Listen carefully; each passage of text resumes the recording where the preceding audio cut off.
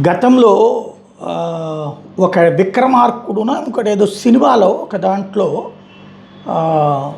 విలన్ని control చేయడానికి నితిన్ అనుకుంటా cinema villain వాళ్ళ తండ్రిని ఎదురుగుండా ఉన్నటువంటి జీబుకి కట్టేసి అట్లాగే కొన్ని వేరే వేరే సినిమాల్లో కూడా వచ్చినాయి.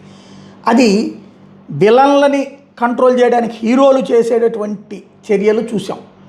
బట్ పాక్ ఆక్యుపైడ్ జమ్మూ కాశ్మీర్లో ముందు అక్కడ ఉన్నటువంటి ఎవరైతే నిరసనకారుల మీద ఇళ్ల మీద పడి కొట్టడం కాల్చడం జరిగింది. ఆ పైన నడి రోడ్డు మీద కాల్పులు జరిపి పదుల సంఖ్యలో ప్రాణాలు తీశారు.